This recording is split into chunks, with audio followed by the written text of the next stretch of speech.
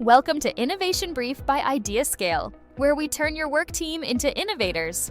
It's kind of crazy, right? I mean, we spend so much time and energy trying to live longer, healthier lives.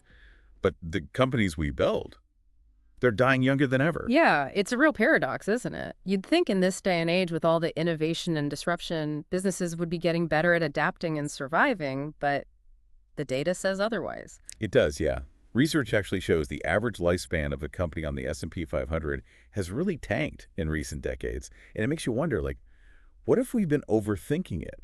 What if the secrets to building a company that lasts are simpler than we think? That's a fascinating thought. Like, what if those same things that help us live longer, healthier lives could also apply to keeping our businesses healthy? Well, that's what we're going to dig into today. We're going to look at 5 key strategies for building a company that goes the distance. And you know what? They might sound a lot like advice you get from your doctor. Okay, I'm all ears. So let's start with this. Taking care of today. A&D investing in tomorrow. Think about it. You're exhausted after a long day, so you skip your workout. Feels good in the moment, right? But long term, not so much. It's a great analogy. Businesses do this all the time, especially when things get tough. Cut back on R&D, innovation, training, anything that seems like an investment rather than an immediate need. And that's where the trouble starts. It's like neglecting your health and then wondering why you can't run a marathon in your 70s. Precisely. Companies that don't put resources into future growth and being able to change with the times, they're basically setting themselves up to fail. They might survive in the short term, but they'll struggle to keep up as things change. So how do companies avoid this trap? What does investing in tomorrow actually look like? Well, it's about always setting aside resources for innovation even when times are lean. And it's about creating a culture where people are encouraged to try new things and not be afraid to challenge the way things have always been done. So it's not just about money. It's about building a company where innovation can thrive. Absolutely. It's about a company that never stops learning, adapting, and growing. Okay, now for number 2. Building and nurturing relationships, both inside A&D, outside your company.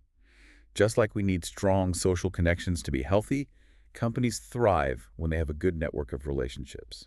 This is where you see the parallels between how individuals and organizations stay healthy, like how strong social bonds help us deal with tough times. A company's network can provide support, resources, and even access to new opportunities. So it's more than just networking for sales or deals. It's about forming real, mutually beneficial relationships with partners, suppliers, customers, maybe even competitors. Exactly. Think about strategic alliances. Companies like Starbucks and Nestle have joined forces to reach more people and enter new markets. Collaborations often spark innovation and knowledge sharing, plus they can increase market share, things that would be tough to do alone. It makes terrific sense. It's like having a support system to help you navigate challenges and grab opportunities you might miss on your own. It's about using the strength of that whole network. And let's not forget about the relationships inside the company. If you have a strong internal culture of collaboration and trust, it's way more likely that innovation will happen. After all, new ideas rarely come from just one person working alone. They come from people feeling comfortable sharing, questioning, and working together. Okay, so number 3, everything in moderation.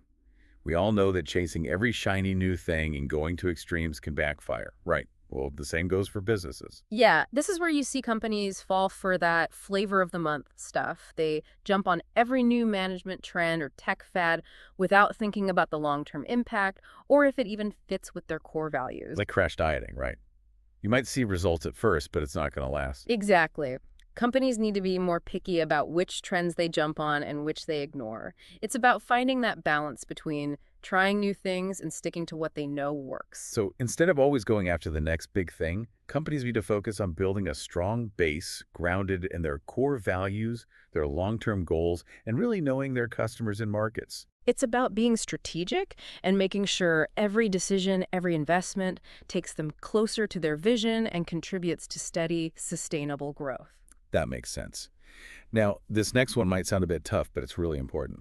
Get rid of bad habits and bad people. And I love this quote to illustrate this point. The culture of any organization is shaped by the worst behavior the leader is willing to tolerate. It's a powerful statement for sure. It shows how important leadership is in creating a healthy, sustainable company culture.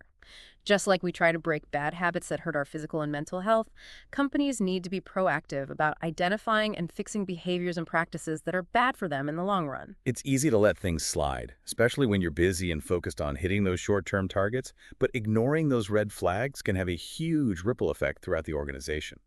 It really is like ignoring a small health problem, and then it turns into something serious down the road. Exactly. And it's not just about individual behavior either. It's about tackling those big systemic issues and ingrained practices that can hold a company back. Things like a culture of micromanagement, a lack of transparency, or a resistance to change. These toxic patterns can really stifle innovation and destroy trust. And it's not always about getting rid of so-called bad people. It's about building a culture where everyone is accountable and encouraged to live up to the company's values. Okay, so lastly, we come to a key that people often overlook, but it's so important: rest. We all know how important sleep is for our physical and mental health, but did you know the same principle applies to companies? It might seem counterintuitive, but focusing on rest and a healthy work-life balance can actually make people more productive and lead to more innovation. When we're constantly pushing ourselves and our teams to the limit, we risk burnout, less creativity, and lower quality work. We're starting to see this play out with the 4-day work week becoming more popular. Companies that have tried it are reporting some good things, including happier employees and a boost in output. It's a great example of how shaking up those old school work structures and making rest a priority can actually benefit both the employees and the company as a whole. Yeah, it's about recognizing that rest and time to recover are really important for being creative, productive, and, well, for longevity. It's really interesting how these 5 keys, taking care of today and investing in tomorrow, building those relationships, finding balance, getting rid of the negative stuff, and making time for rest, they all seem so obvious when we think about our own lives, Right. but we often forget to apply them to our businesses. It's true, but that's kind of the beauty of this analogy, right? It helps us look at our companies in a whole new way. Like they're living, breathing things with their own needs and their own rhythm. And just like we develop our own values, our own beliefs and experiences throughout our lives, companies develop their own unique identities and legacies. Every decision we make, every product we launch, every interaction with a customer, it all adds to that story. Yeah, it's like adding chapters to a book, right? Building a story that people will be talking about for years to come. And if we want that story to be one of success, innovation, and real impact, we gotta be really careful about the choices we make. So how can leaders make sure their company's story is one worth telling? Well, I think it starts with asking the right questions, like what kind of impact do we want to have on the world? What values are most important to us? What legacy do we want to leave behind? It's about going beyond just making money and finding a deeper sense of purpose. Exactly. It's about realizing that real success isn't just about profits.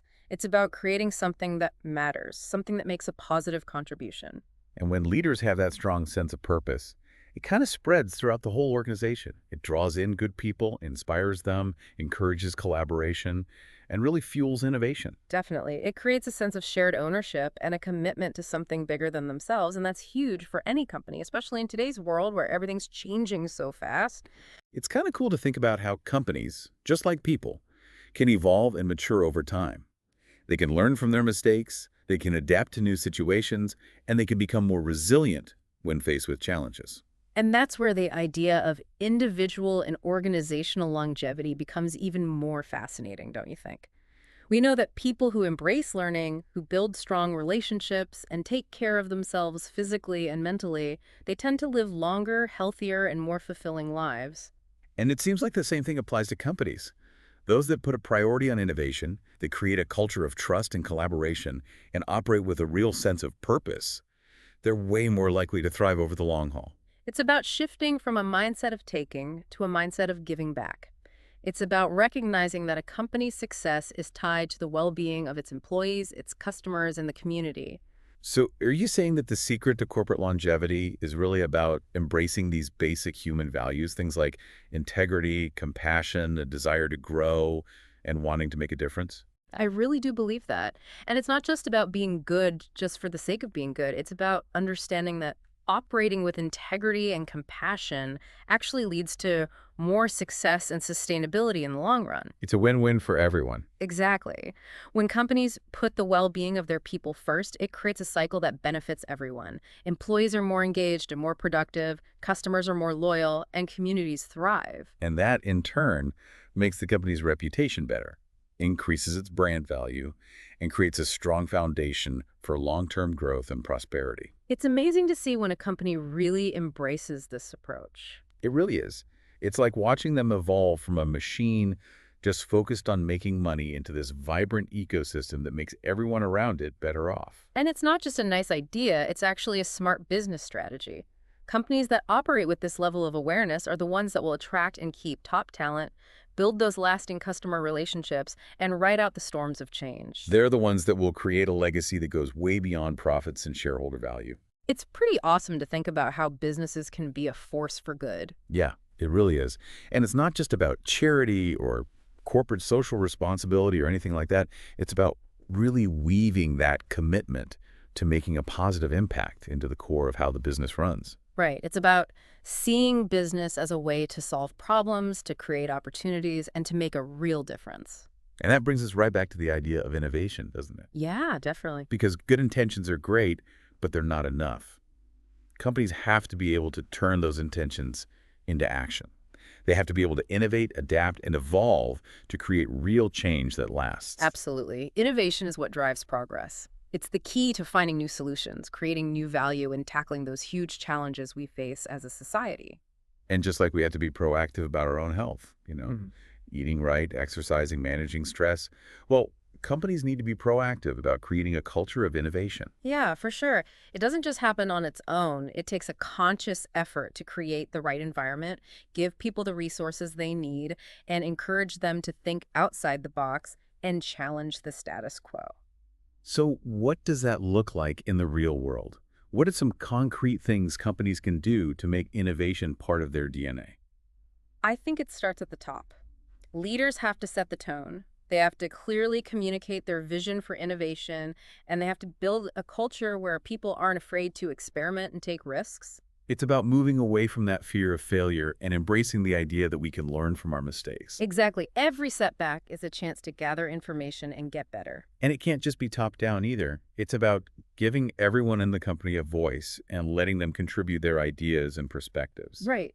Creating a space where everyone feels comfortable sharing their thoughts, where collaboration is encouraged, and where it's okay to question things and suggest new ways of doing things. Think about it like this. If you want to live a long, healthy life, you have to be willing to try new things. You have to adapt to new situations, and you have to keep learning and growing. And it's the same for companies. The ones that have that attitude, that are always looking for ways to improve and innovate, those are the ones that won't just survive, they'll thrive.